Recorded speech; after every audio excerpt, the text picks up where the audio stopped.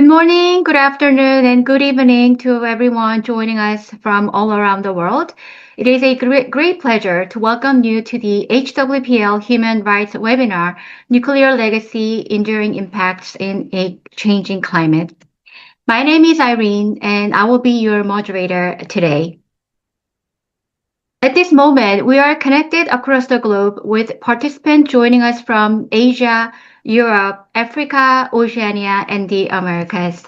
So I understand that some of you have joined at the very early hour or very late hours to work around the time differences. And I sincerely thank you all for your dedication. So your presence here reflects a shared commitment to human dignity and environmental responsibility and lasting peace. Our discussion begins with an important realization. The legacy of nuclear testing is not just part of history, but rather it continues to affect lives today. In many parts of the world, communities still face environmental damage and displacement and uncertain livelihoods and long-term human rights challenges. And at the same time, climate change is making these challenges even more serious. Rising sea levels and changing environments are bringing hidden dangers back to the surface, and the communities that have already suffered in the past are now facing new and overlapping risks.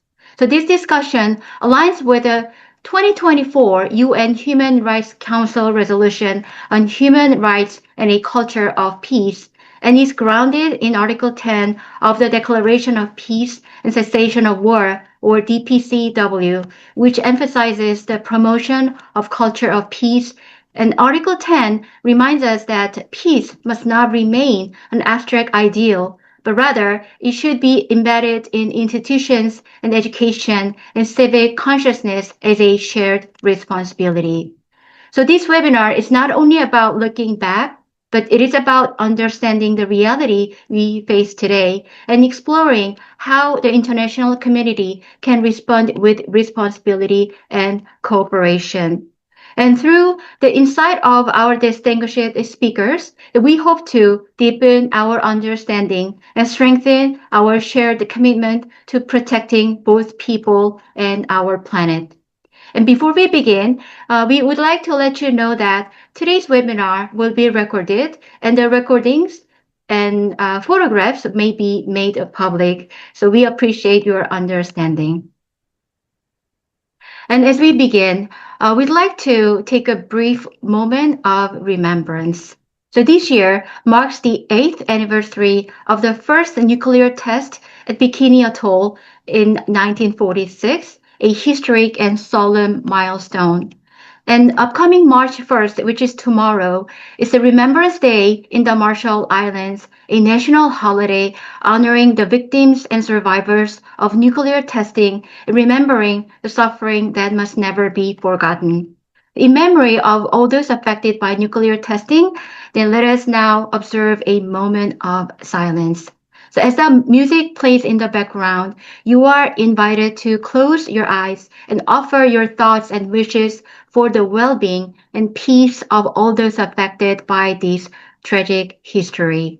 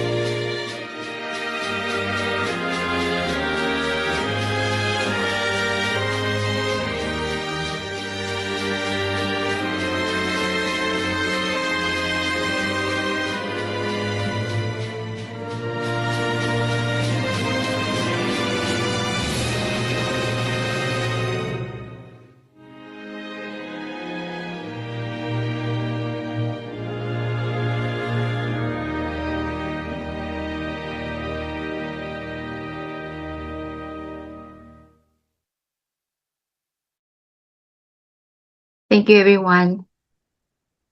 And Let us now begin today's program. To honor this meaningful gathering, the Distinguished Honourable Hiroshi Yamamura, the Senator and former Minister of Public Works of the Republic of the Marshall Islands, wishes to extend his congratulations, but unfortunately, he could not join us in person today, so he sent us a written message instead. You may read his message on the screen.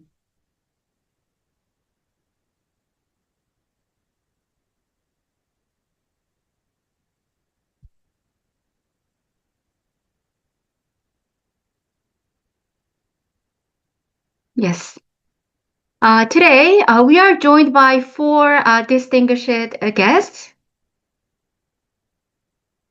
Let me introduce them one by one. Mr. Lalit Bhusal, European Union Climate Pact Ambassador in the Netherlands. And Mr. Andy Vermaut, European Union Climate Pact Ambassador in Belgium. And Mr. Benetick Kabua, Maddison, Executive Director of the Marshallese Educational Initiative. And last but not least, Honorable Justice Tushara Rajasinghe, the Honorable High Court Judge from the Judiciary of the Republic of Fiji. We sincerely thank you all for taking the time out of your busy schedule to join us today. And without further ado, let me invite our first speaker, Mr. Lalit Bhusal, European Union Climate Pact Ambassador based in the Netherlands. Mr. Bhusal is a social activist and filmmaker and climate leader who founded My Name is Climate Foundation. And his work focuses on climate education and public awareness and behavioral change, helping communities better understand the relationship between human activity and the environment. And through international forums and public campaigns and educational initiatives, he promotes sustainable solutions and encourages global cooperation to address climate challenges. And today, he will share his insight on climate responsibility and the lasting environmental impacts of human activity. So please join me in welcoming Mr. Lalit Bhusal. Thank you so much. Hello everyone, it is a true honor to be here with you all today. As the founder of My Name is Climate Foundation, as filmmaker, and as EU Climate Pact Ambassador, I have spent much of my life using film to tell stories. My work focuses on the things that matter most: climate change, social issue, and human dignity. Today I want to talk about the hidden shadows of nuclear history. We will look at how we can help the next generation take back a future that belongs to them. But before we begin, I want to give you a quick idea. What is our foundation doing? Okay, here is a simple map showing how My Name is Climate work and what we are focused on. So you can see there are a lot of boxes, but please don't look everything, just look at the top 4 boxes. So these are the main topics, the top one. And you can see in some of the box, aham session been repeated multiple times. So in every program we run, our goal is the same: to put a human face on climate change and train local champions to take action. Let's move to another slide. Aham word is coming from Sanskrit. Simply it means I or the self, from the perspective of the 5 elements. In Sanskrit they call Pancha Bhuta, 5 elements. Understanding aham is crucial because it reveals that your I is not separate from the nature, from the environment, from climate, earth, space where we live. You are literally made of the same 5 elements that creates the climate. Okay, in this photo you can see us working with the children in Nepal. This is our aham session where we have reached over 1,500 young people. We call it switching them on. Believe me, This is not hypnotizing. We don't have to go that far if you're thinking like that. Once they find that inner spark, they start sharing their love and compassion for nature, for climate, for Mother Earth, just like we have compassion and love, and affection for our parents, for our children, family members. I also like to highlight, we don't force a boring pre-made plan on them. Those are often just a check the box task that doesn't last long. I mean, that's how we think. We believe those kind of task which is coming from the government or from some organization sometime, they are not sustainable, and government is spending so much money on it. Okay, so welcome to our film festival. I want to show you the true power of the stories we tell. Since 2015, we have screened over 400 films, and we have more than maybe 800 submissions. Out of that, 400 films we screen. As the director of Film Festival, I am especially moved by the stories like Man of Trees, and you can see there is a photo of a man. His name is Daniel Balima. Even though he cannot use his leg, he has planted over 1 million trees in Burkina Faso. By this time, I think he planted more than what he planted before. How amazing is that? Then there is a Green Superheroes 2030 documentary film project. You can see the poster there. It's a futuristic style of documentary made by from Los Angeles.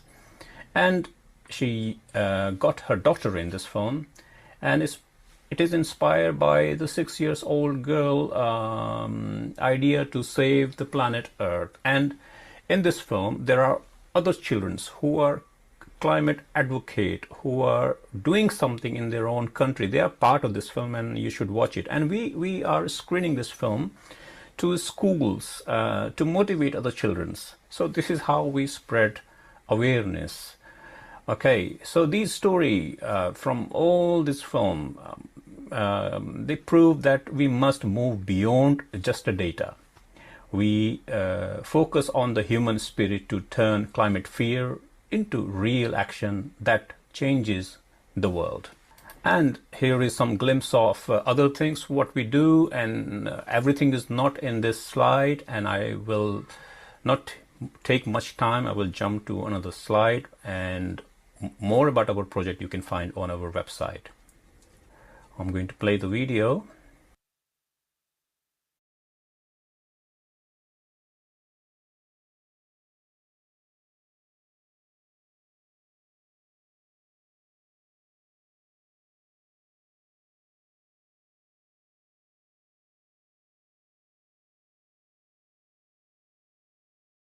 Yeah, so it is a painful video. I mean, it is.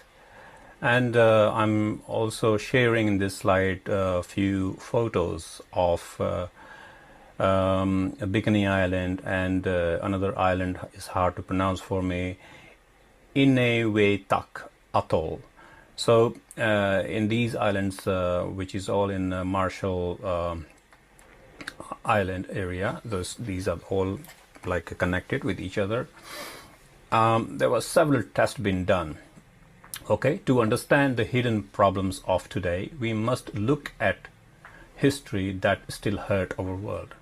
The 67 nuclear tests in Marshall Islands were a terrible disaster.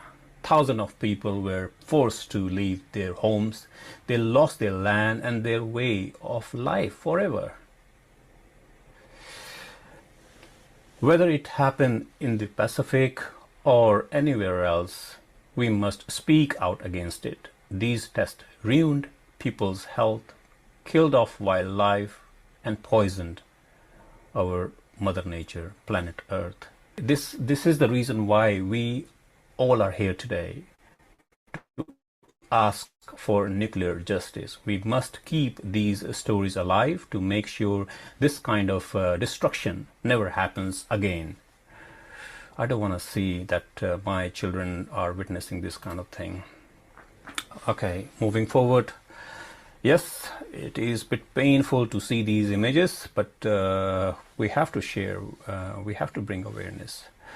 Following the Castle Bravo test, which was the biggest test, nearby residents suffered acute radiation sickness, including skin burn and hair loss. This evolved into a generational legacy of thyroid cancer, leukemia, and jellyfish babies. I mean, that means serve birth with the defect. You can see in that image of a little soul. Survivors were often treated as a human research subjects to study the effect of radiation on the human body. Today, the Marshall Islands stands as the world's most crucial nuclear legacy because they endure a double threat of atomic destruction and climate change. The test equal to 1.6 Hiroshima bombs daily for 12 years vaporized entire islands and killed marine biodiversity, causing the local extinction of 28 coral species. This legacy is now entering a dangerous new phase. Rising sea levels caused by climate change threaten to crack the ruined dome. You can see in the picture a concrete tomb holding radioactive waste from that time. This risks leaking plutonium back into the ocean, proving that the scars of the nuclear age are not just a history, they are a growing environmental time bomb. So we are living with that time bomb right now. Okay, let's move forward and see what we can do. I mean, from our perspective, I like to share. The truth is, many people are already living with this painful history. It is part of their daily life now. Now, climate change is digging up these hidden shadows and creating new threat for them. While we have seen success in Nepal, we want to reach out to Marshall Islands and to every corner of the world who are suffering from nuclear history or legacy. We offer our Aham sessions as a tool to strengthen.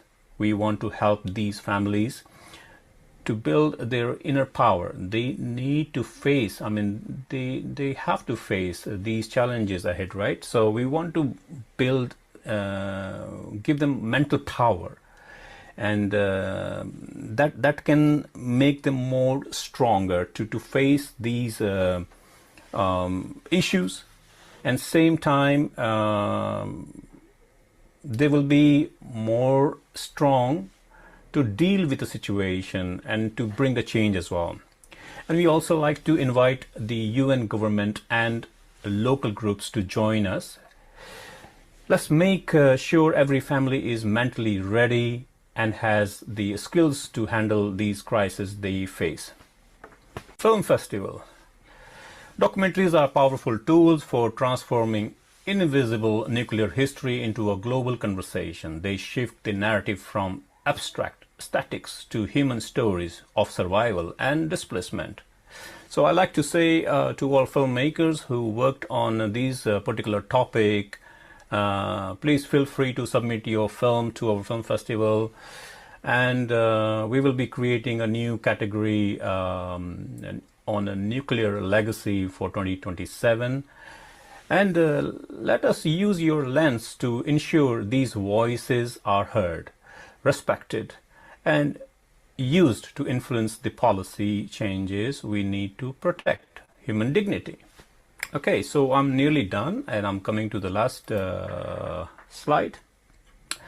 Again, thank you so much to HWPL for doing amazing job. And together, let's empower our children to be the climate champions of a peaceful tomorrow. Please join our journey on our website and social media. Thank you so much for giving us opportunity. Thank you very much, Mr. Bhusal.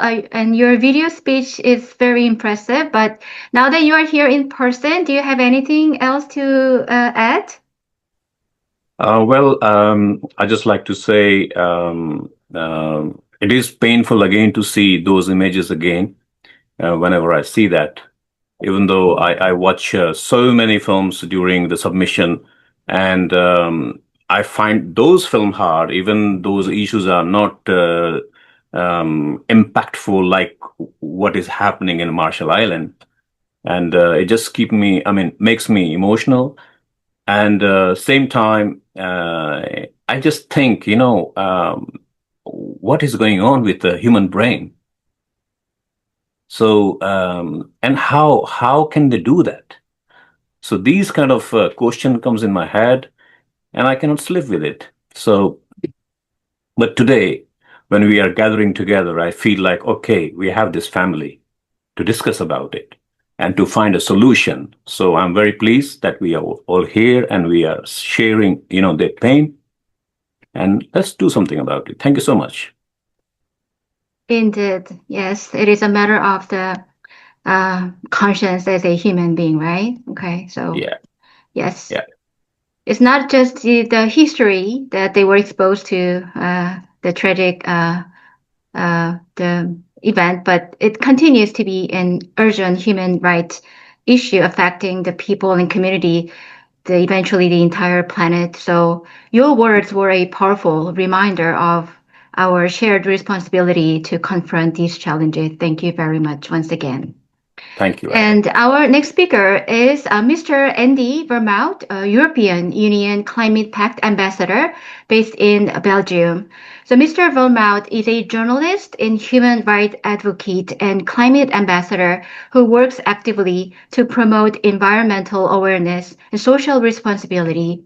And he participates in international initiatives that connect climate action with human rights and sustainable development.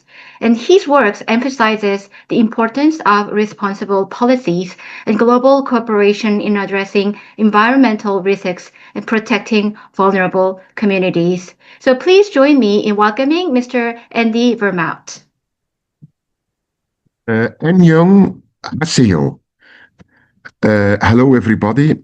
My name is Andy Vermaut. I'm EU Climate Pact Ambassador from Belgium and also a journalist. Thank you for inviting us and for this very important and historical event. My friends, colleagues of HWPL, citizens of the world, the Marshall Islands, and all continents. Today is February 28, 2026. Some of us, most of us, look forward to the future. We seek peace, but history has a way of pulling us back. 6,000 miles from the continental United States, in the middle of the Pacific Ocean, there is a vault. It holds some of the most contaminated material on Earth. Some call it the dump. Others call it America's own nuclear disaster. To understand this, we must understand this place. Look at the image.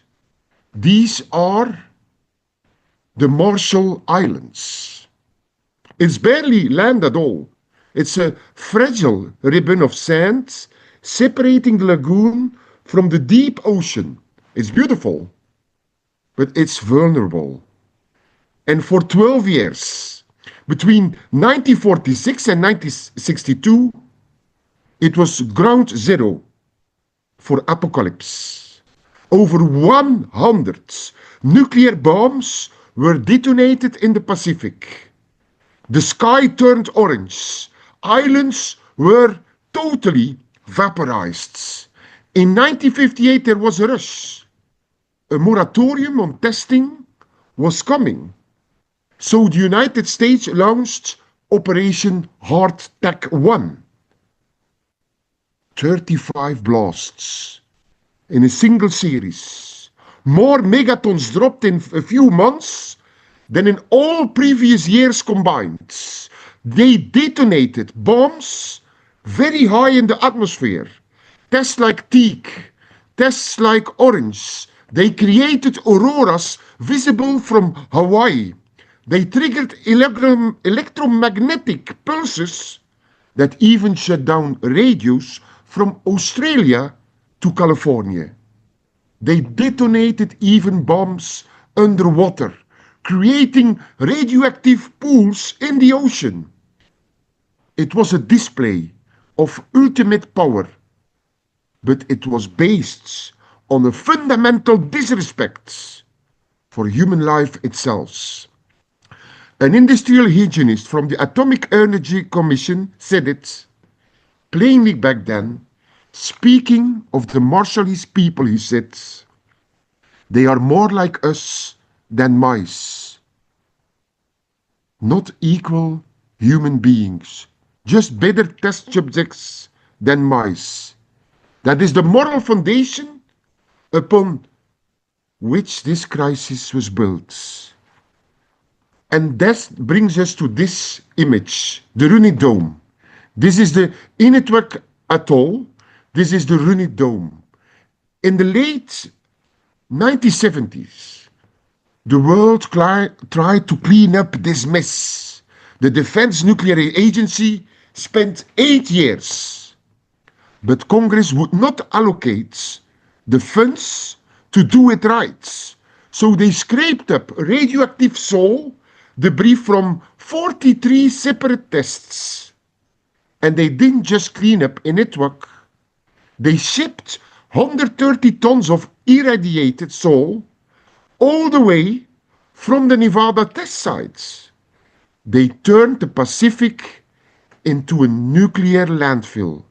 They dumped this slurry in a big crater. It was called the Cactus Crater, from an 18 kiloton blast in 1958. So they kept it with concrete, 18 inches thick, a dome 377 feet wide, covering in total 3 million cubic feet of nuclear wastes, including plutonium-239, lethal for 24,000 years.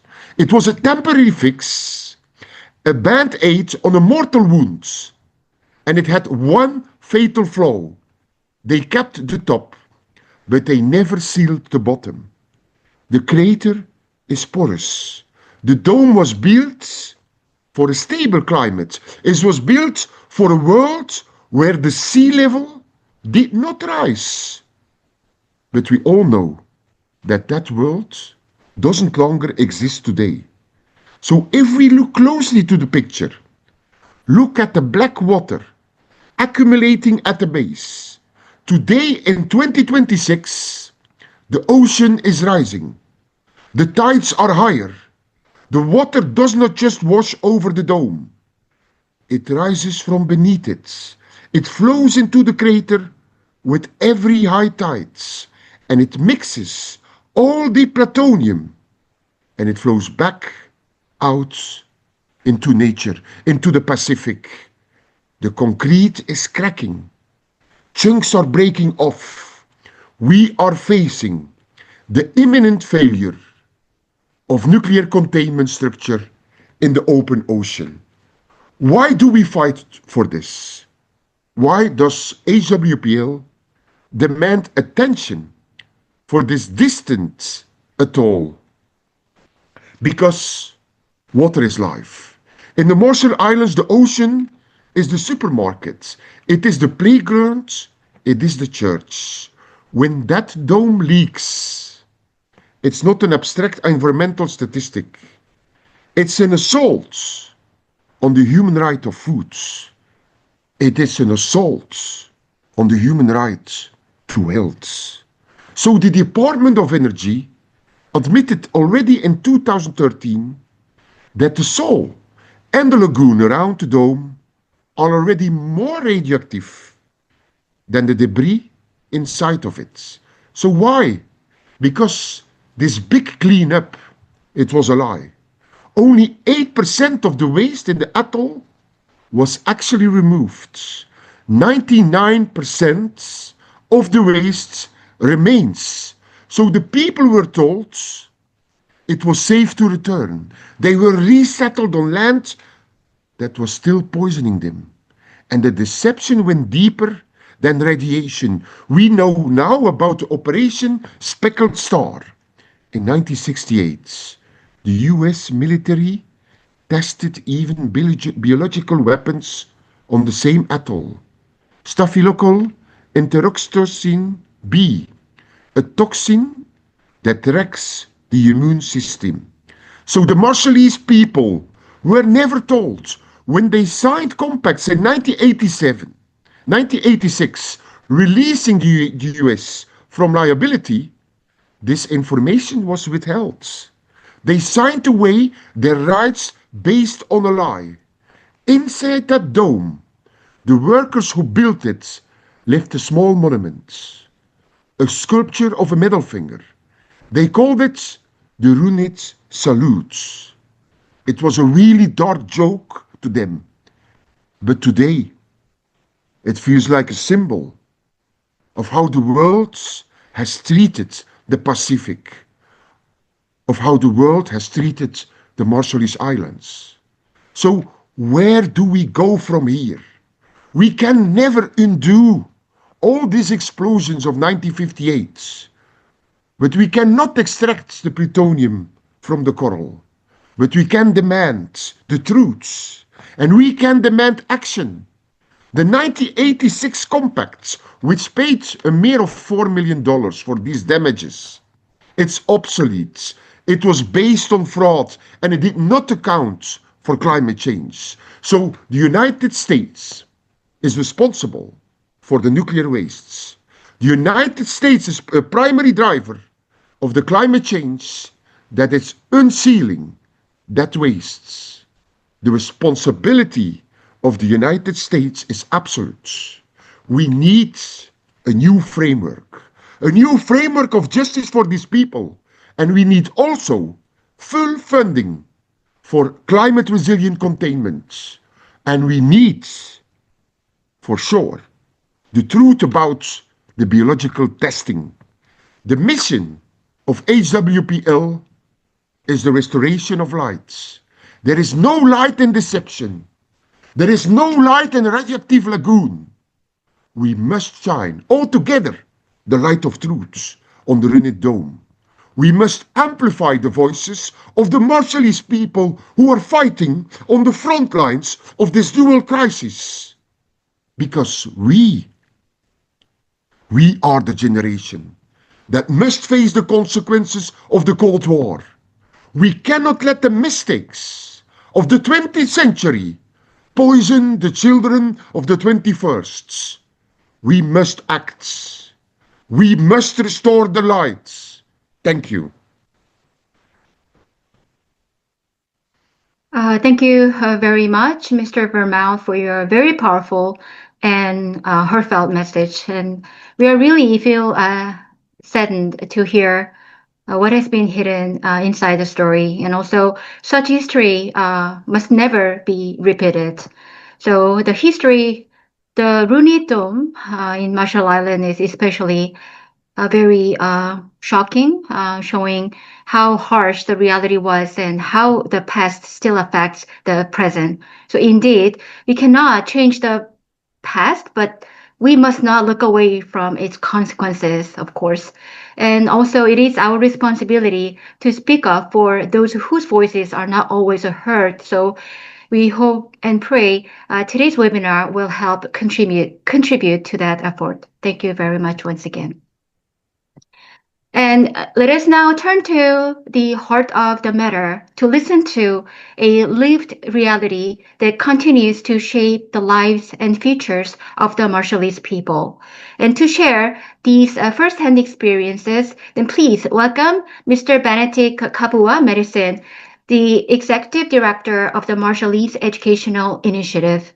So Mr. Maddison was born in the Marshall Islands and has dedicated his career to supporting Marshallese communities, raising global awareness about the long-term impacts of nuclear testing and climate change on his homeland.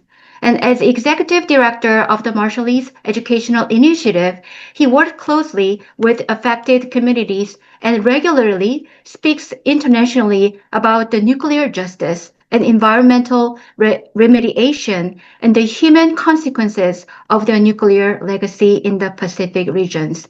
So his work gives a powerful voice to the people living with the ongoing impacts of nuclear testing. So please join me in welcoming Mr. Benetick Maddison.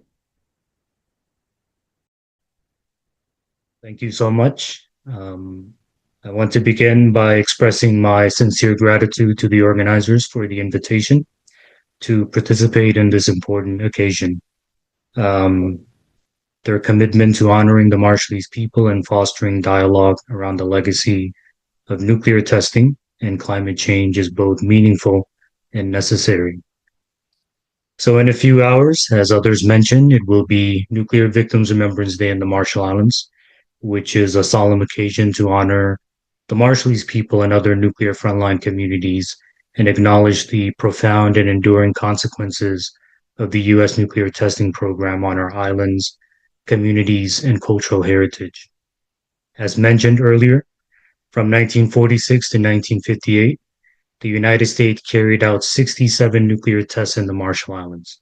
That is equivalent to 7,200 Hiroshima bombs, unleashing catastrophic explosions that irrevocably altered the landscape and the lives of generations of Marshallese. The tests, conducted primarily on Bikini and Eniwetok atolls, left vast swaths of land contaminated and rendered uninhabitable, forcing families to abandon ancestral homes and traditions rooted in their environment. The fallout from these tests did not merely affect physical geography, it permeated every aspect of Marshallese life.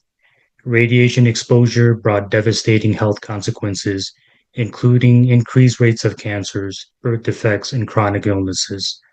Traditional food sources such as coconuts and fish became unsafe, disrupting the Marshallese relationship with the land and ocean that had sustained us for centuries.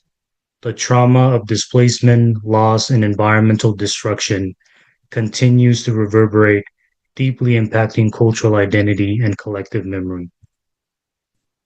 One of the most visible remnants of this nuclear legacy, as mentioned by our previous speakers, is the Rinna Dome on Eniwetok Atoll, one of the two former nuclear testing sites on the Marshall Islands.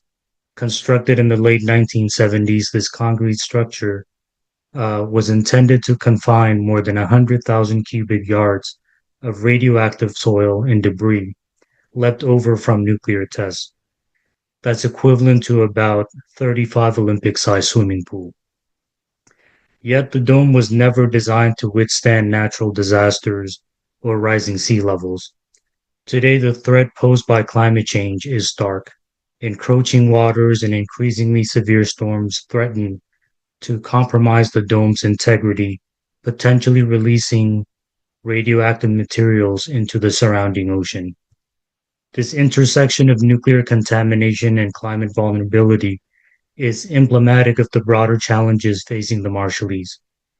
The nuclear and climate nexus magnifies the risk to our health, safety, and environment, highlighting the urgency of global action. The Rinna Dome stands as both a physical and symbolic reminder of the unresolved consequences of nuclear testing and underscores the interconnectedness of environmental justice, nuclear accountability, and climate resilience. Despite the scope of harm inflicted, the United States has yet to fully accept responsibility for its actions and inactions regarding the nuclear legacy in the Marshall Islands. Compensation programs established in the past have proven inadequate, leaving many affected individuals without access to healthcare, environmental restoration, or meaningful reparations. The Marshallese people continue to demand the full disclosure of all materials related to the nuclear legacy, comprehensive compensation for health impacts and losses, environmental remediation of contaminated lands and waters, long-term accessible good quality medical care for all affected by radiation, transparency and ongoing support and monitoring radioactive sites, and formal recognition of our suffering and full inclusion in decision-making processes.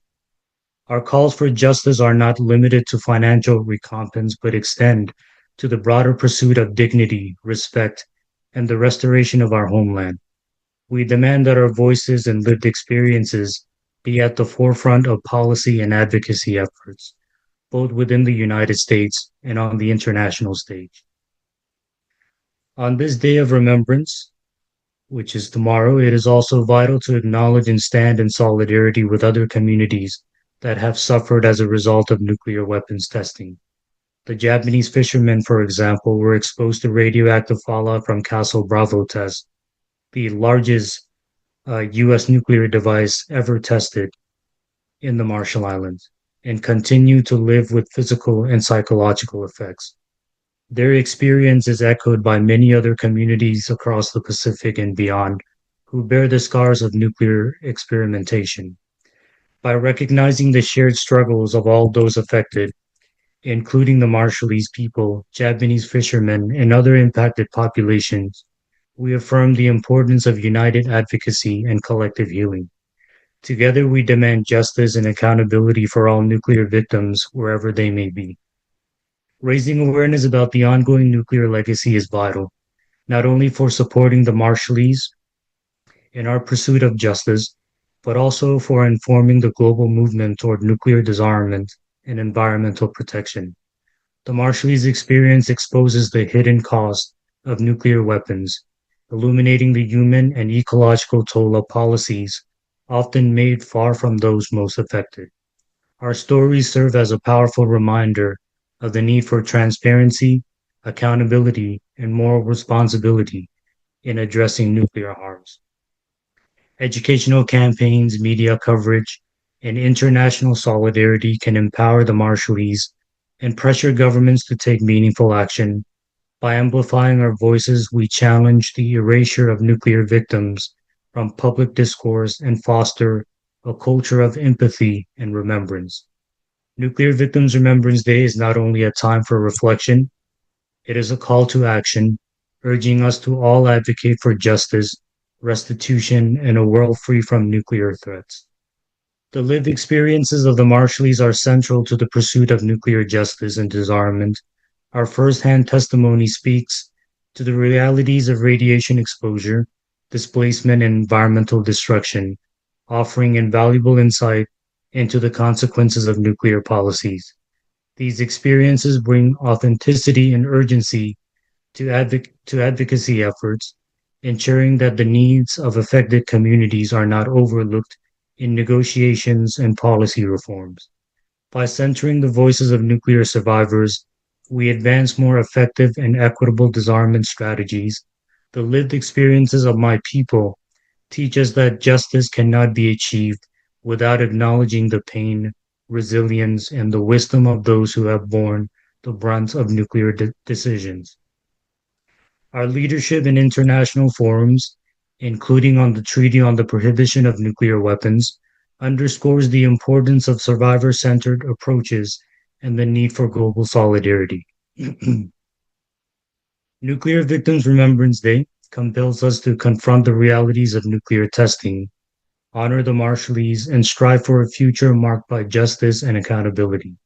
The nuclear legacy in the Marshall Islands is not merely a historical tragedy, it is an ongoing crisis demanding recognition and action. By supporting the Marshallese demands for justice, amplifying our stories, standing in solidarity with other impacted communities, and working together to address nuclear and climate risk, we move closer to a world where victimhood gives way to healing and remembrance leads to meaningful change. Thank you. Thank you very much, Mr. Maddison, for your heartfelt message. Hearing the scale of the nuclear test carried out in the Marshall Islands, expressed in numbers, as you mentioned in the initial part, then it is really striking because the scale of that is not comparable to that happened in Hiroshima. So it's really a heartbreaking story the more we hear. And also, most painfully, this burden is now being passed down to the future generation. So may the hardships endured by the Marshallese people bloom like a flower, guiding humanity toward a brighter future. And above all, we really want to root for the resilient spirit of Marshallese people standing up for the peace. Thank you once again. So as we've reflected on this lived reality, then let us now turn to the legal perspective. So it is a great honor to introduce our final speaker, the Honourable Justice Tushara Rajasinghe, High Court Judge from the Judiciary of the Republic of Fiji. The Honourable Justice Rajasinghe has many years of legal experiences and serves in the High Court of Fiji, where he contributes to the development of justice and the rule of law in the Pacific region. So as a legal authority from a Pacific Island nation facing the impact of climate change, so he will guide us on the important judicial perspective on environmental responsibility and human rights and international accountability. So please join me in welcoming Honorable Justice Tushara Rajasinghe. Thank you so much for your kind introduction. Good morning, good afternoon, and good evening to everyone joining us from different parts of the world. First, let me thank the organizers for inviting me for this important topic, nuclear legacy, enduring impact in a change climate. Let me briefly outline my short intervention in this very interesting panel discussion. I will first focus on the legal actions that were taken during the period of nuclear testing in the Pacific and their outcomes. Then I will move on to discuss the present legal options available to us to hold states and possibly individual decision makers accountable for the grave environmental and human damage caused by the nuclear testing in the Pacific. Before turning to law, let me clarify one point.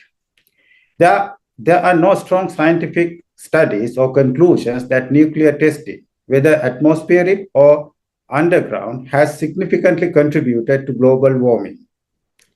The overwhelming scientific consensus is that global warming is primarily caused by greenhouse gas emission. In the Pacific or in the world, there have been more than 2,000 nuclear tests been conducted since 1945. These tests cause severe environmental consequences, including contamination of land, sea, and air. However, scientific consensus does not identify nuclear testing as a primary driver of global warming. Atmospheric tests mainly cause radioactive fallout. Underground tests, while sometimes associated with limited geological and gas release effect, are not considered major contributor to global greenhouse gas concentrations. Therefore, when we speak about climate in this context, we are not suggesting that nuclear testing causes global warming. Rather, we are referring to massive environmental harm, which may be described as climate harm, meaning severe damage to the ecosystems, human health, and environmental integrity. When it comes to the legal aspects, I do not wish to focus much on the nuclear testing carried out by the USA and the UK in the Pacific, as it was mainly opposed and objected to through political and social pressures rather than taking any substantive legal actions. However, the Pacific countries, mainly New Zealand and Australia, went ahead and challenged the nuclear test carried out by France. Between 1966 and 1972, France carried out a long series of atmospheric nuclear tests in the territory of French Polynesia in the South Pacific. Atmospheric test, that is above ground test, carried a high risk that radioactive material would be released into the atmosphere and eventually fall to the ground over wide areas. Australia and New Zealand considered themselves particularly vulnerable in radioactive fallout from these tests. The fear was not theoretical. Radioactive particles can travel long distance through the wind patterns across the oceans and national borders. In 1977, when it was clear that France intended to continue their atmospheric testing in the Pacific, Australia and New Zealand decided to take legal actions. On the 9th of May 1973, both Australia and New Zealand filed separate applications before the International Court of Justice against France.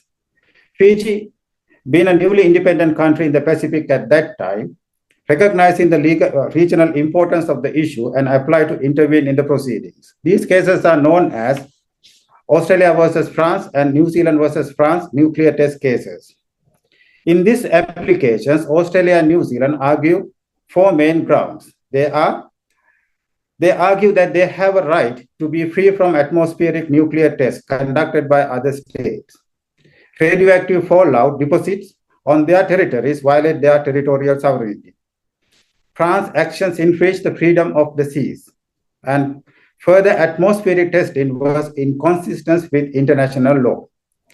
They also requested interim measures from the ICJ, asking the court to order France to stop the test while the case was pending.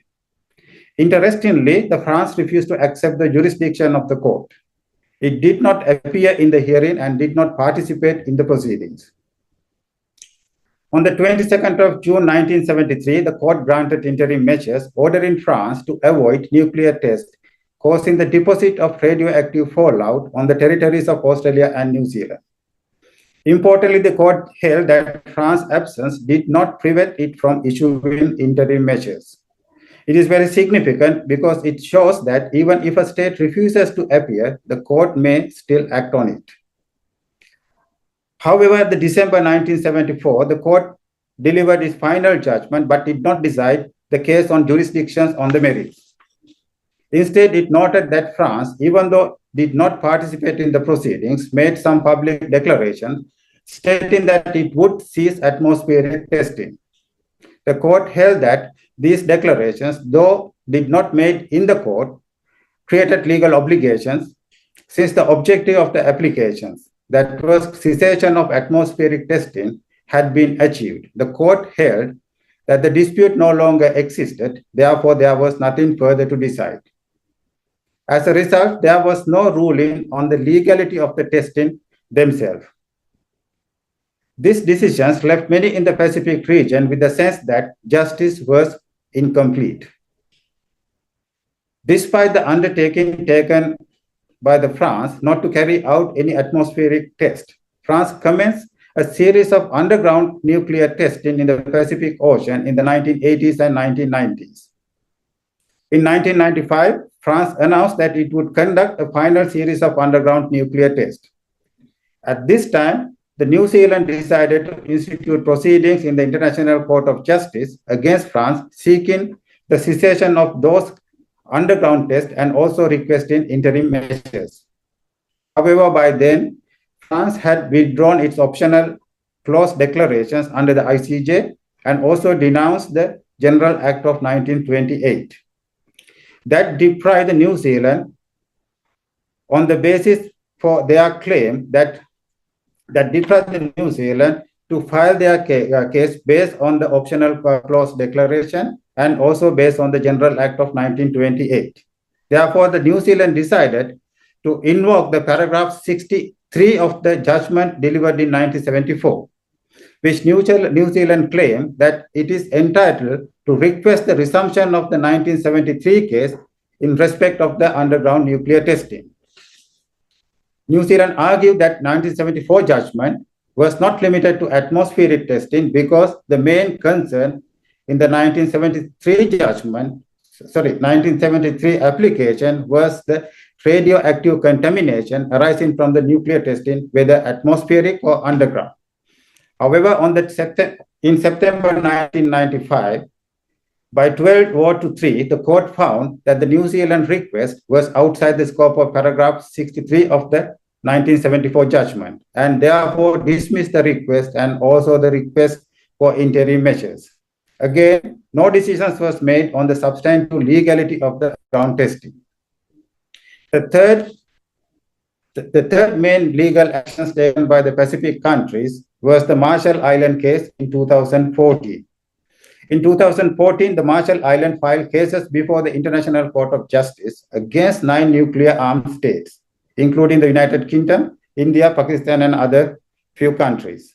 The Marshall Islands argue in this application that these states had failed to fulfill their obligations under international law to pursue nuclear disarmament. However, in the judgment, the court held that there was no active dispute between the parties at the time of the application was filed.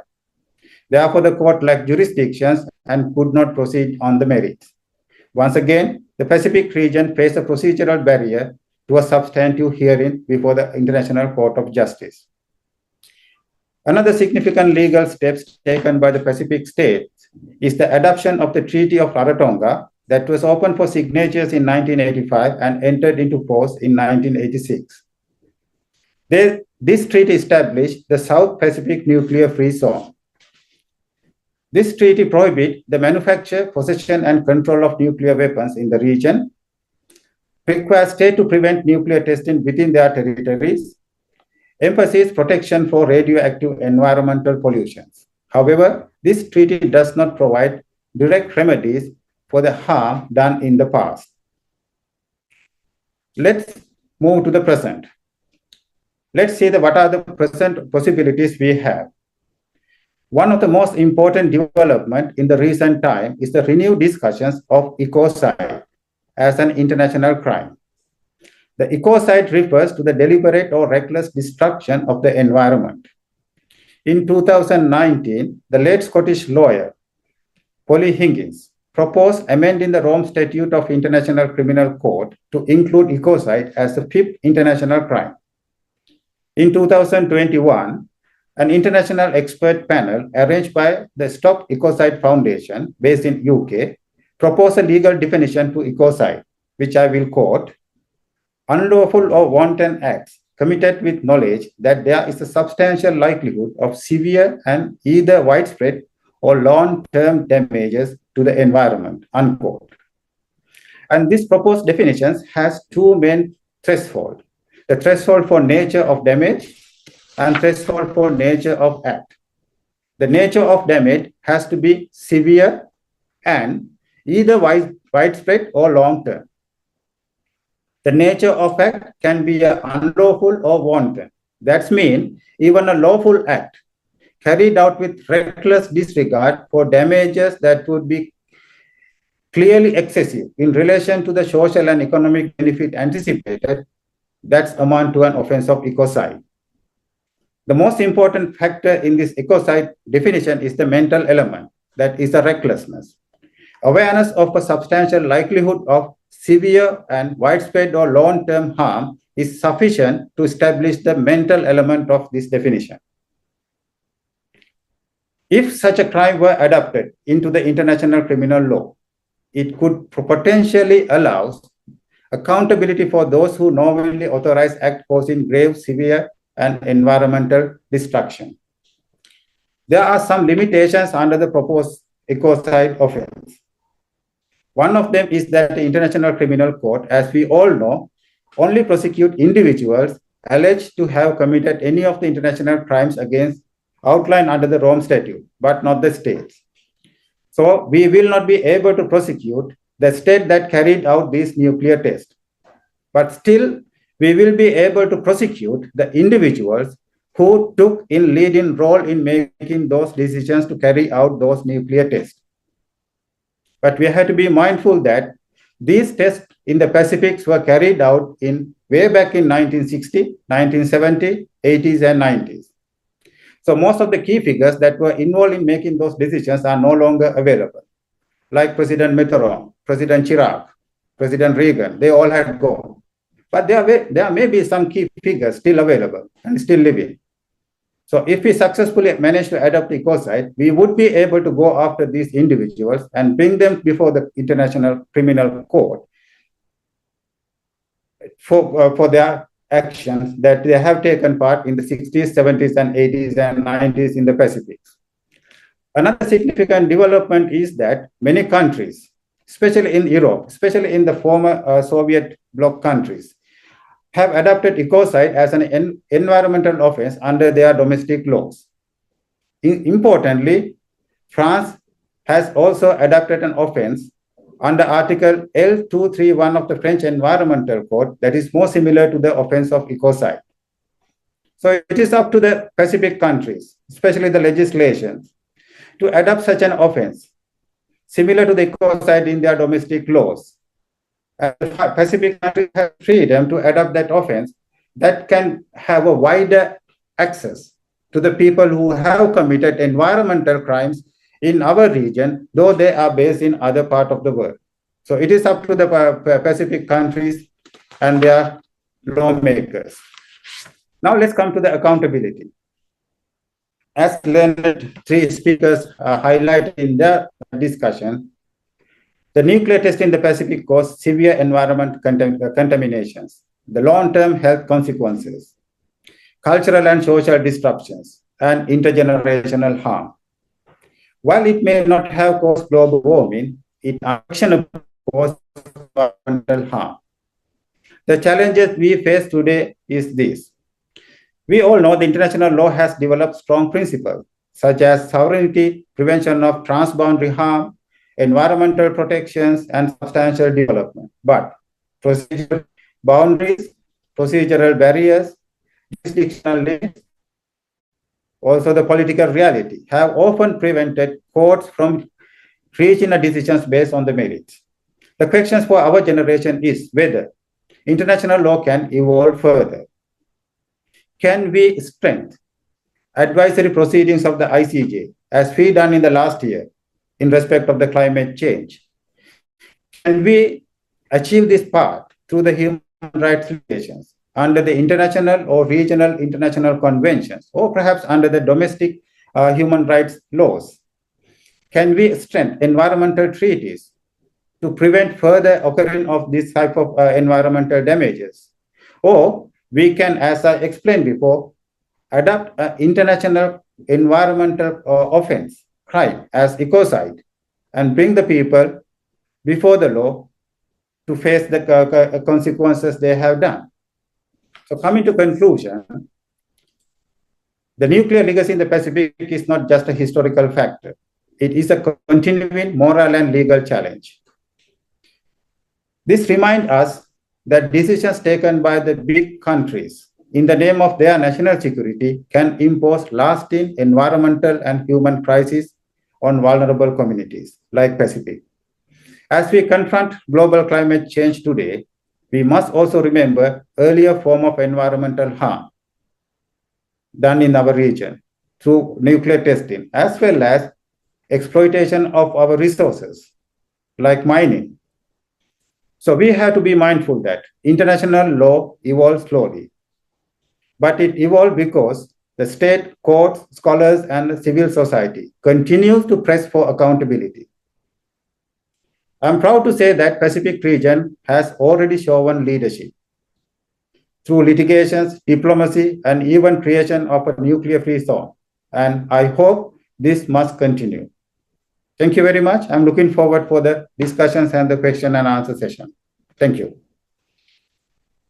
Thank you very much, Justice Rajesh Singhe, for your profound and insightful presentation. So you have shared very much practical examples in light of legal perspectives. And while the result may seem a little modest, but our work will not go in vain. And most importantly, as you mentioned, the nations responsible for nuclear tests must step up and admit their mistakes and take action, because the justice delayed is justice denied. So with nuclear legacies worsening climate change more and more, then the legal accountability is a powerful tool to secure peace for future generation indeed. And the sooner we act, the better the outcome will be. Thank you very much once again. Thank you. And with that, we have now explored everything from the human narrative to legal frameworks through our 4 distinguished speakers. And we will now move into our interactive session with the audience. And for this webinar, we received many thoughtful questions from participants around the world through our pre-registration form. And among them, we have selected 2 key questions. So let's move on to the first one.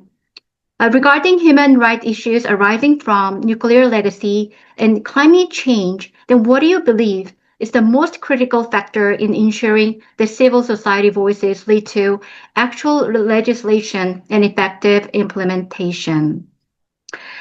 So I think this question would be best directed to the Honorable Justice Raja Singh as a legal expert. So would you like to go first, Honorable Justice?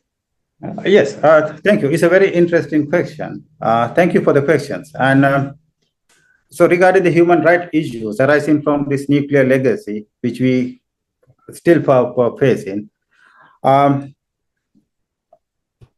can answer these questions in 2 aspects. That is the domestic legal procedure that available, even though the countries did not contributed to contributed or taking part of the nuclear testing in the Pacific, but the respective countries have a duty towards their citizens.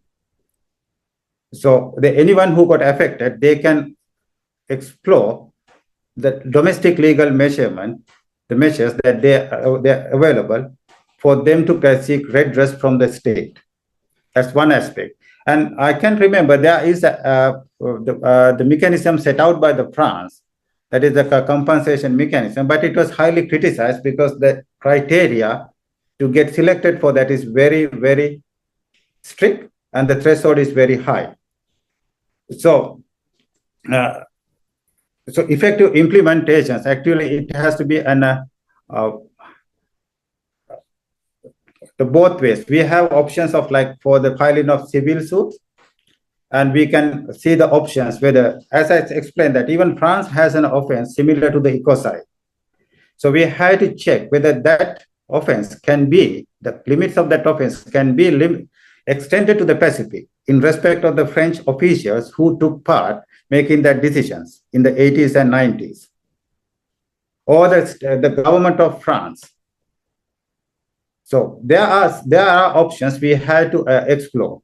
I can recall that a few years ago that it's not about the climate issue, but about the war crime. And one leading international criminal lawyer instituted a proceeding in Geneva against the national of one of the African countries for the offense he committed in that country. So there are options. We can look for the civil suit that's asking for compensation and damages, and also we, as a civil society and as a region, we can actively take part in the campaign of making the ecocide or the environmental offense as a 5th international criminal offense under the International Criminal Court. So that is the one options we have. So there are multiple options. I don't suggest that we have to focus on only one line. We have to do at the multidimensional approach and put in the pressure. Not letting the people to think, oh, this happened in 50, 30 years ago, that it is a history. Because the impact is still there. There's still a live issue. So we have to focus on that. Thank you. Thank you for offering up very practical advice. So would any of other speakers like to add on it?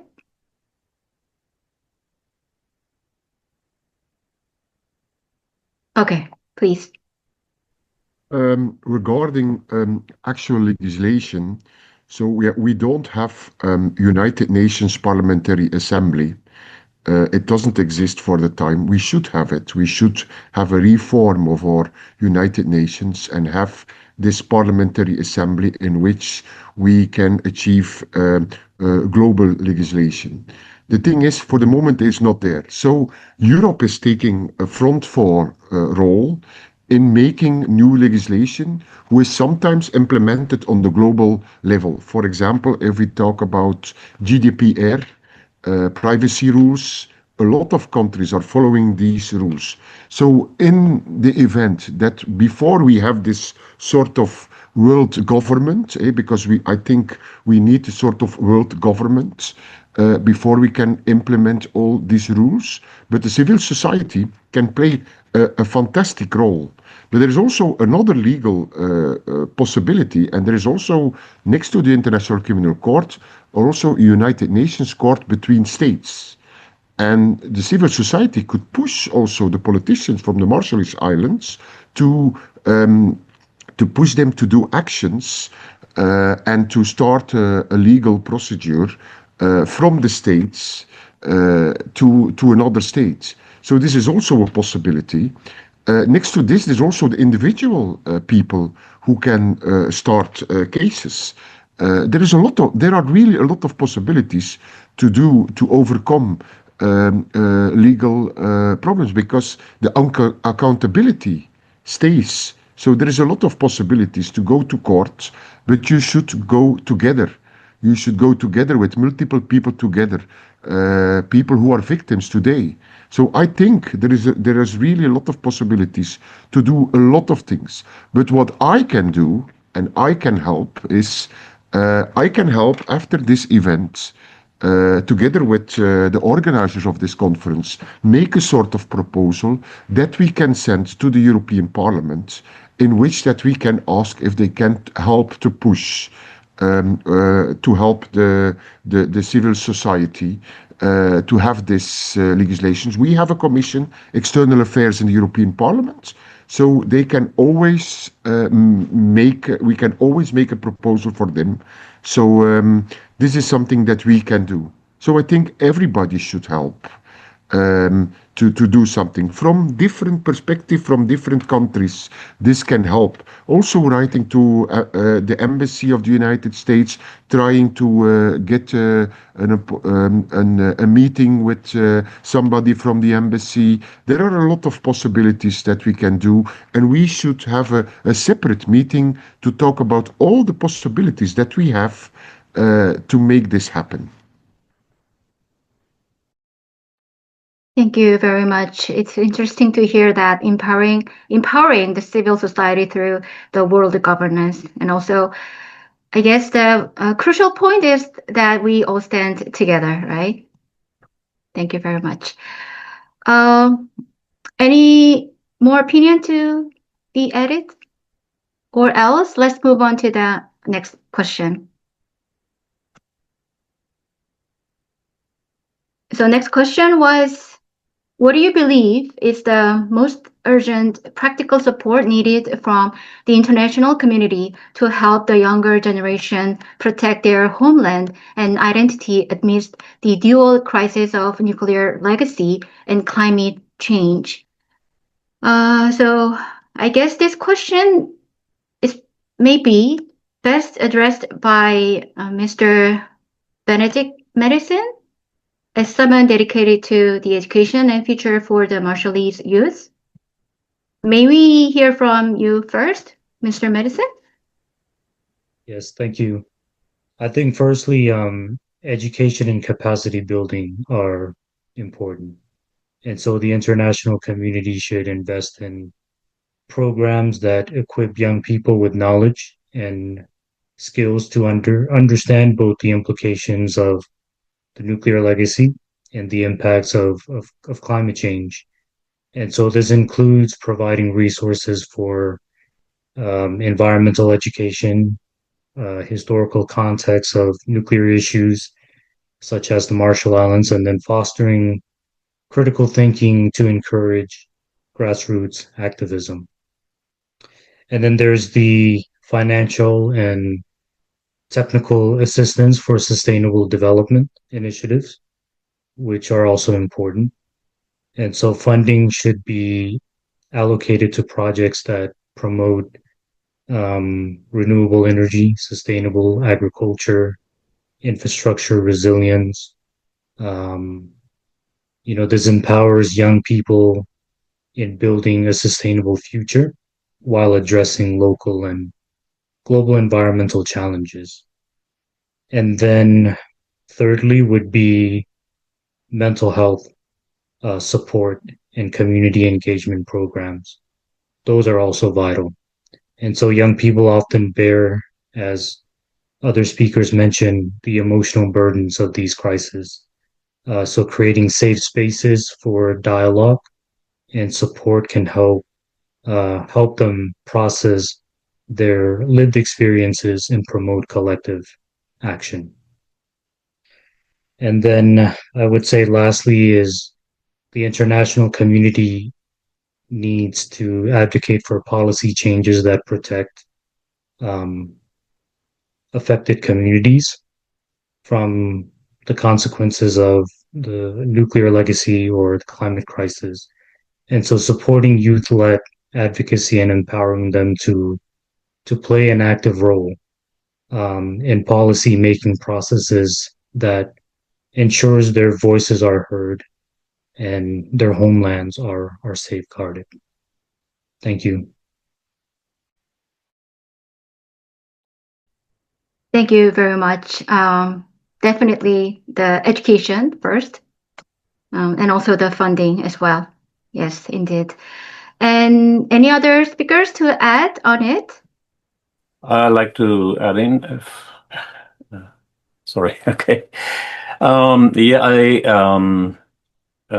like all the comment made by my fellow speakers. Thank you so much.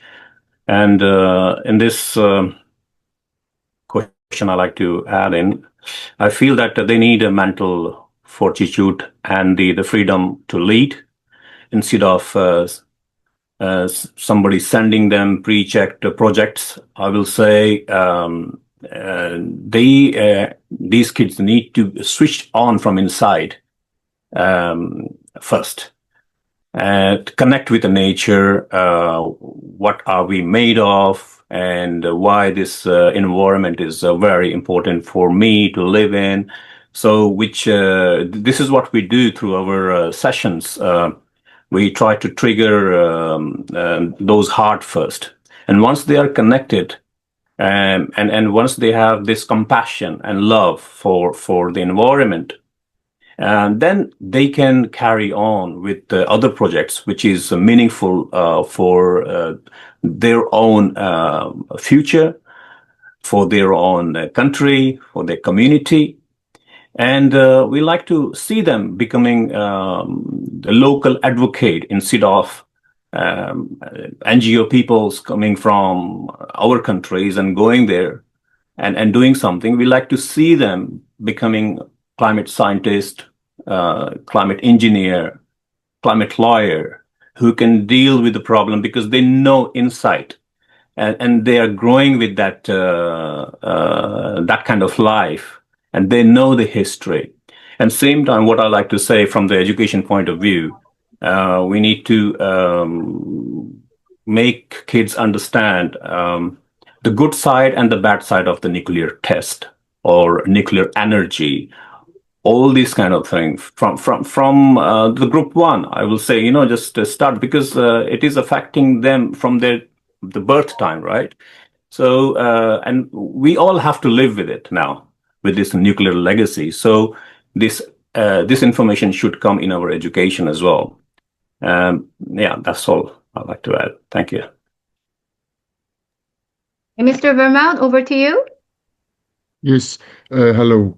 The first thing I think, I really agree with the other speakers, but the first thing I need is that we take responsibility. We need to show the younger generation a general pardon, apologies, official apologies for what happened.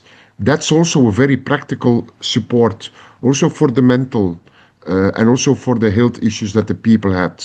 So young people need this help, also this mental health, to save their culture. We see also with climate change, land is disappearing, seas are rising. We can't lose their identity. These people, we should save their identity. So this means funding, real funding, to record their stories and to teach them also how to overcome climate adaptation, what they can do, learning about traditional navigation. We also need to build schools and homes and hospitals that can actually survive storms. So we need not only the technical training in coastal management and green shipping, but we need to work on solutions for these islands, for the not only for the mental health supports, but also for the general health support. So there is this nuclear trauma, and this nuclear trauma goes very, very deep. And it's coming over generation because multiple generations faced it. So we need to record their stories. They know the stories before it's too late. So they need to have these resources to lead their own projects because the solutions can come from the people itself in the Marshallese Islands. So we don't just have to listen to all outside advisors. I think a lot of Marshallese people, they know how we can overcome this, and they know the solutions. So we need firstly to listen to the youngsters themselves. Thank you very much. Any more opinions from anyone?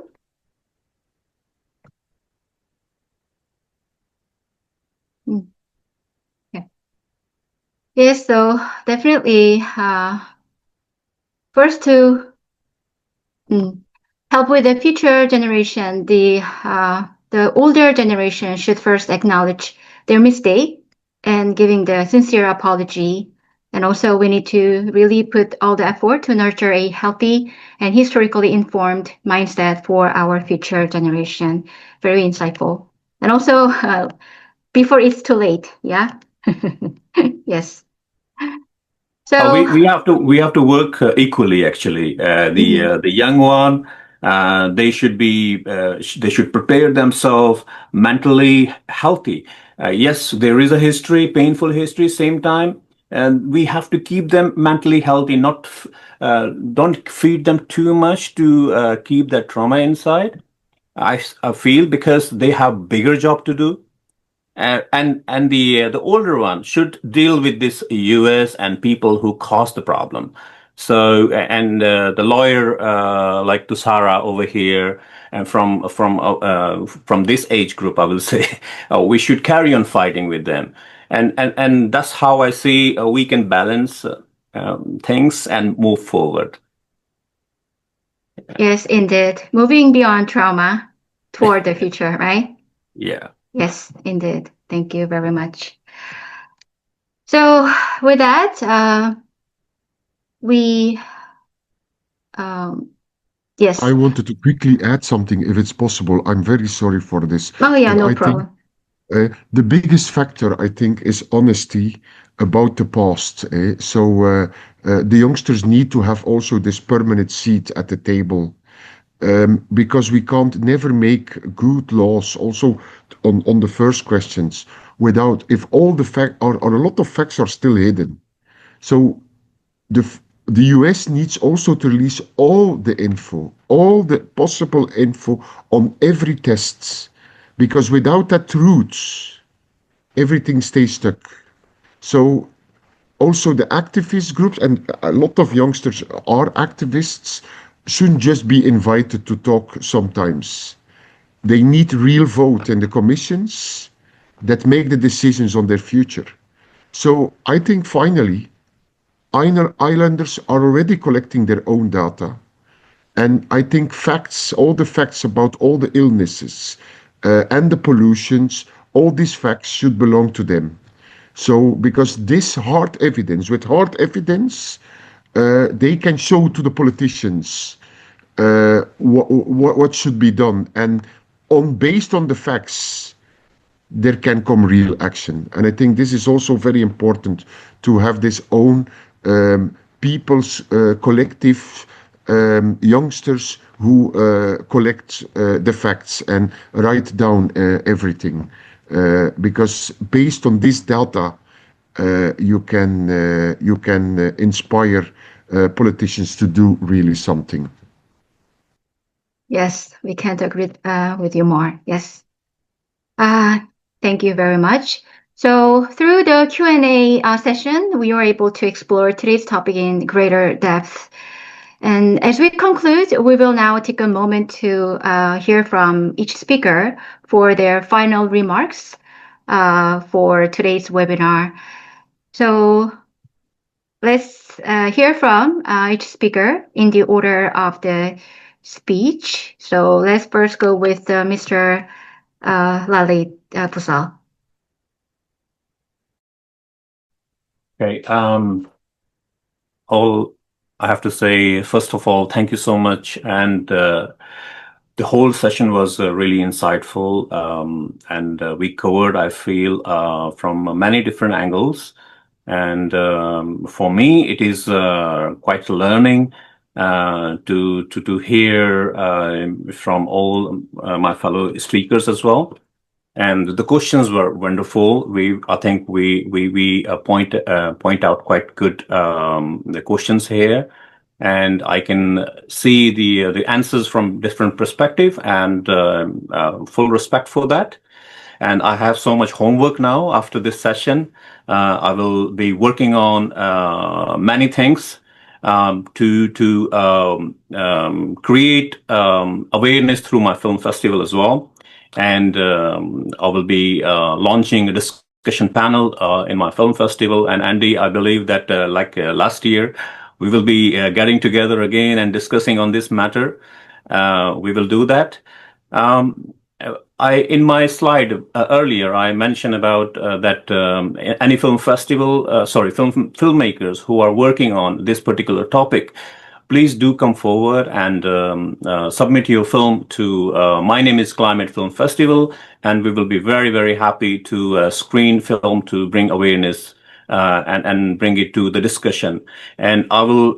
There is a fee, but for anybody who's sending content from Marshallese Island, we will give free access, free submission. We won't charge anything. And we also have a category for children. So if they made any film and anything they want to say from their story or essay they want to write, we like to publish that and to communicate with the world. So we have a good following. And we want to keep updated, want to keep give information to the world out there who are following My Name is Climate. And secondly, I also like to say to Benetick, if you are looking for some different angle to move forward, to connect with the children, our AHAM sessions are very impactful. They work quite in a very good way. It changed the mindset.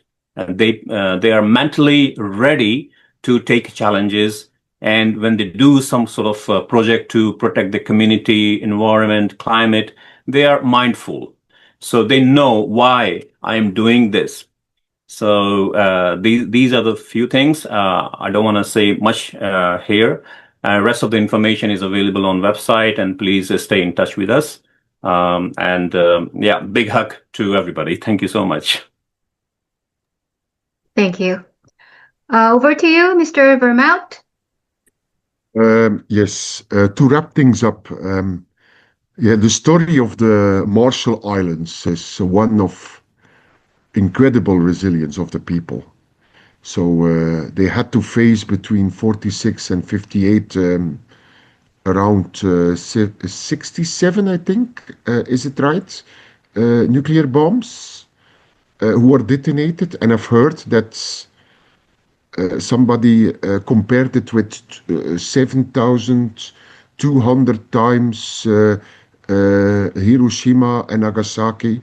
But I look at it in another perspective. It's like 1.6 Hiroshima bombs every single day for 12 years. So this was the impact on the Marshall Islands. So this changed the islands forever. And All the people know what happened in Hiroshima, Nagasaki, but not enough people are aware. So it's from today on. It's also my mission to make this more aware. As a journalist, also, I have in the Gazette a forum, also a French forum, an English forum. I will help to spread your message. So you can send me also stories, and I can bring also these stories to a big public here in Europe. So I feel that, yeah, these people there, they still deal with this trauma, intergenerational trauma today. So they are still in this living it today. So it happened so long ago, and it remembers me of our situation here in the Westhoek in Flanders, where I live, because more than 100 years ago there was the First World War, and they still find bombs every day from a war more than 100 years ago.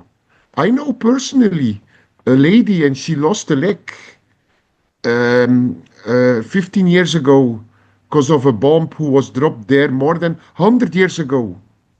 This is not honest to the generations who comes after the war and after this, that they are still have to face this trauma. So this is something that I will remember. The Marshallese people, I feel it, they are fighters. They should lead themselves the global conversations on this new nuclear justice. They need the nuclear justice, and they need also the full truth. So this is also, they need the full truth about this test.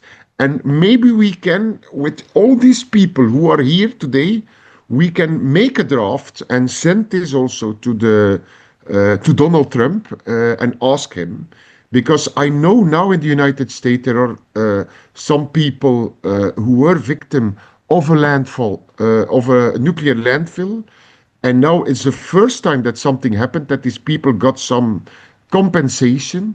So I think Donald Trump is open to it. So we should work on it also to get, because he is giving funds there already to people who got cancer, who are victims. I know a lady from Amsterdam. She is from the United States now living in Amsterdam. She got cancer because of this nuclear landfill.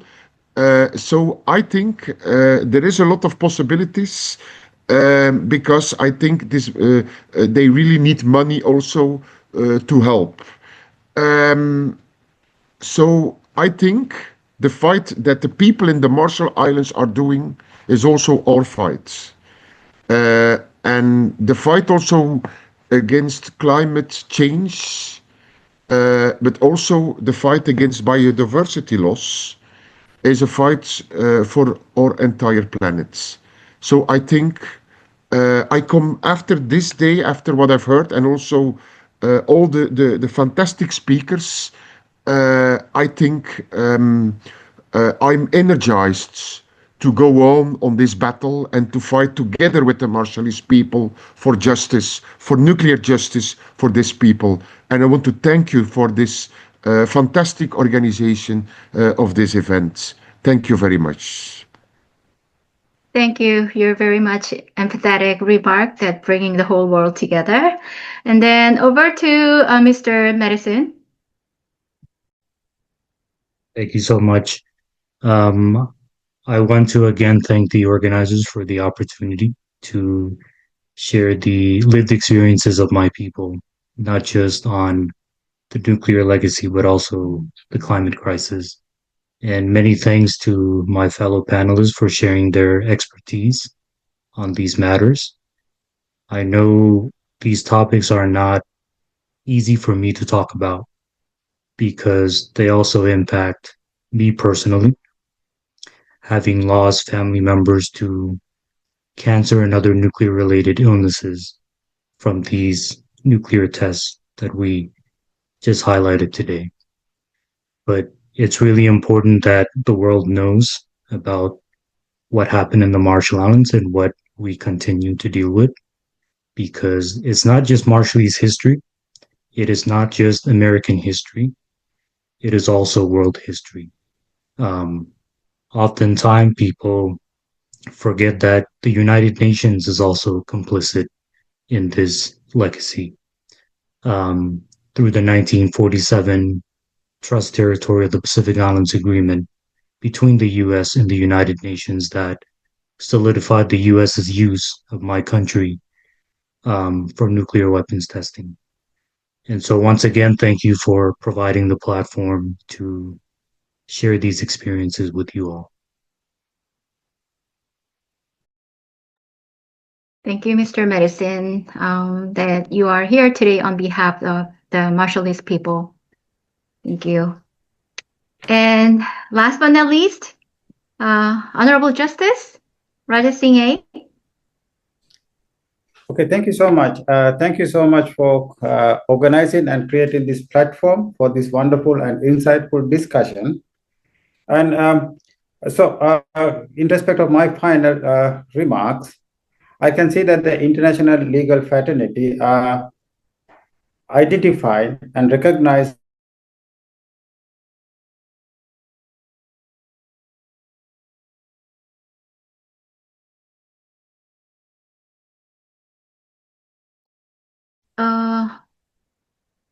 I guess we lost him.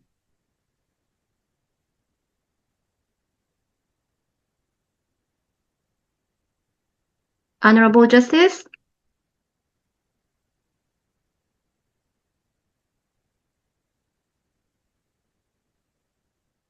Maybe we can hear from him later when he finds his link back. Okay. So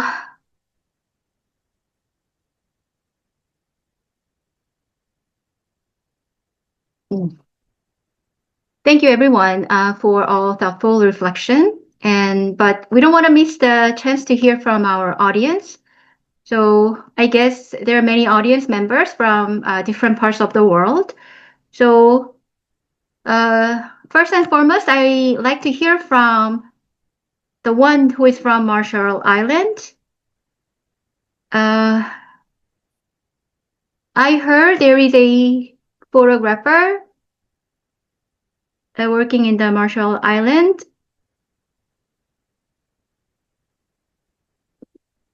Can I hear from you, Mr. Chui Lin, right?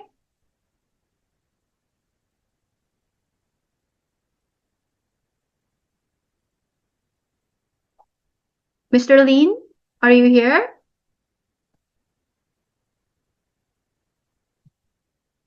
Oh, maybe not. I was wrong. Sorry. Then what about from the Europe? I heard there are some who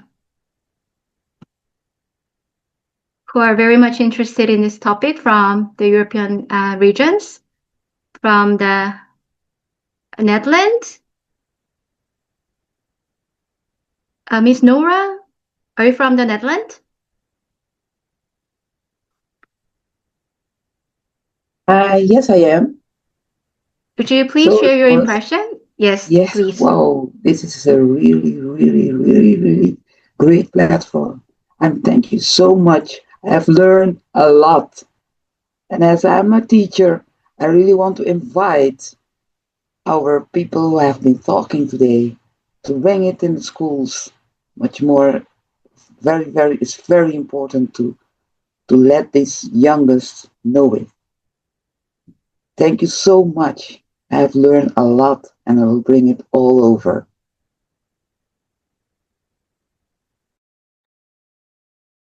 Thank you for joining us today. It was really fruitful that many of you are from the different regions, despite all the different backgrounds, showing the shared interest with us. And also I heard Miss Miriam Joneking, you are from Belgium, right?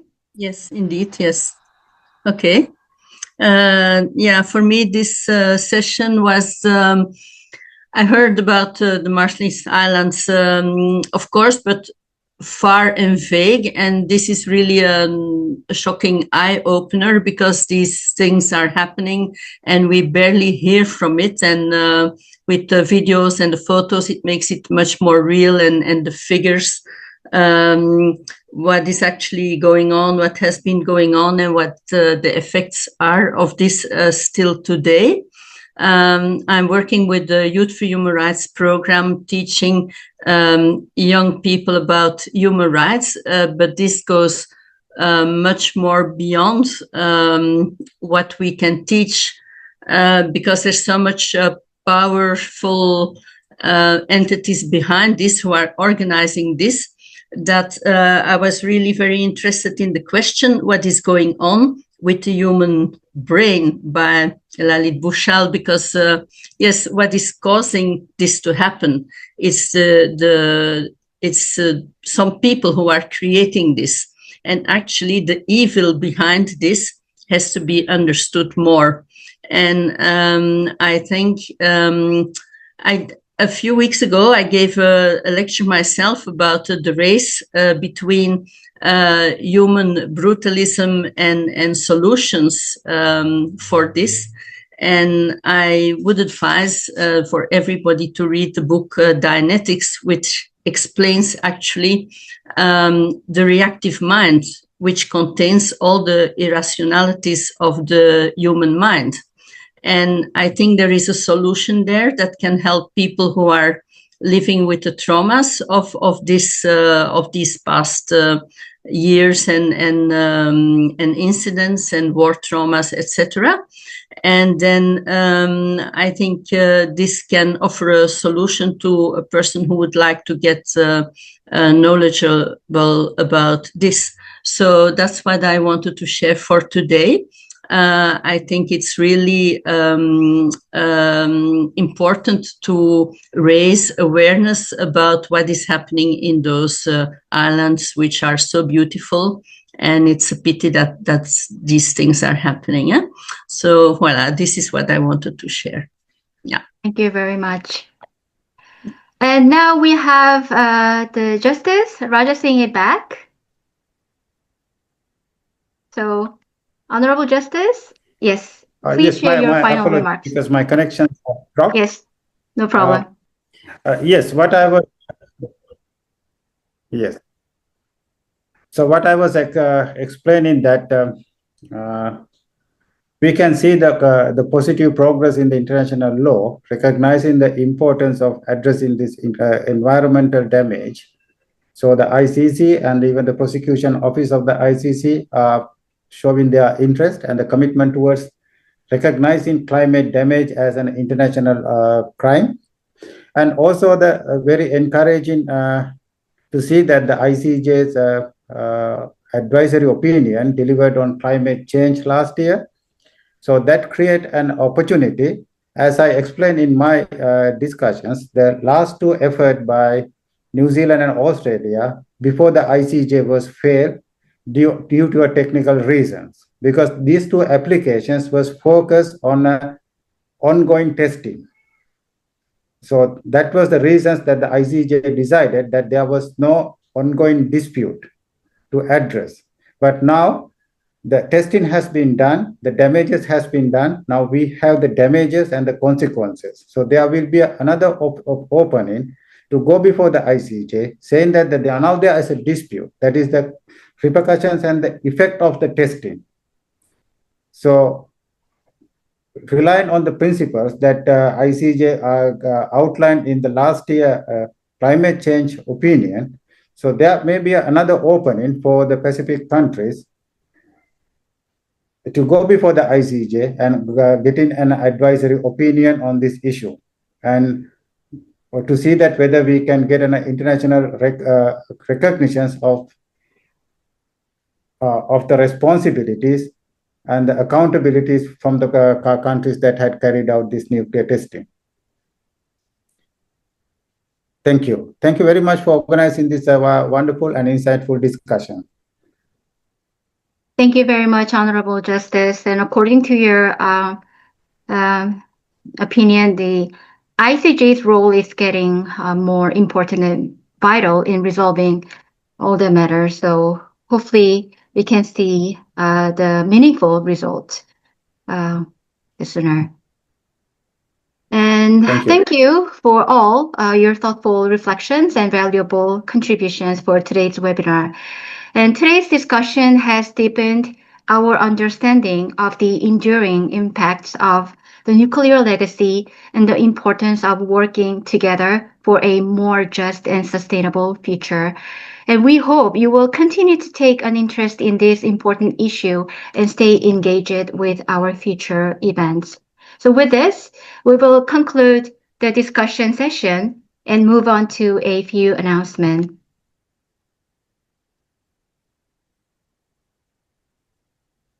Please note that our next webinar will be held on the last Saturday of every even month. So the next session is scheduled for the April 25th and will follow the same theme. So we would like to see everyone through our next session as well.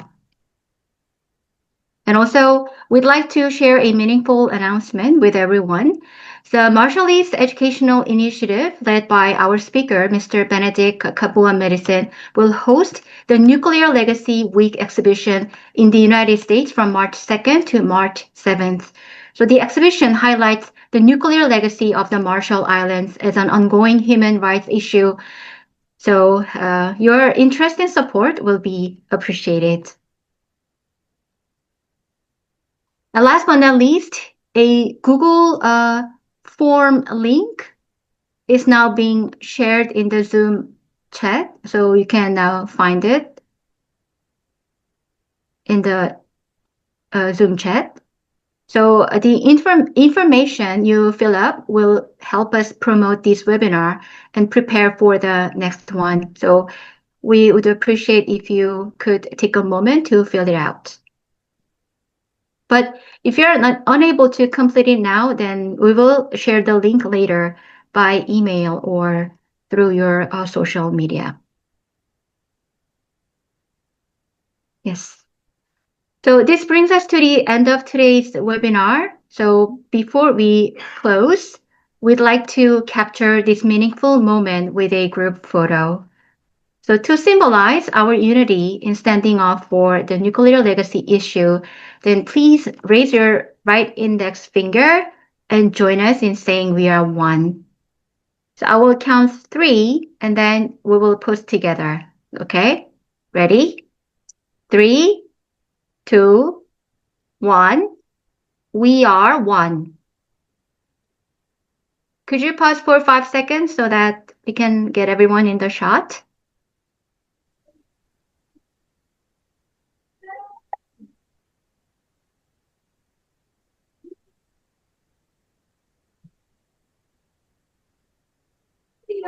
Yes. Thank you very much, everyone.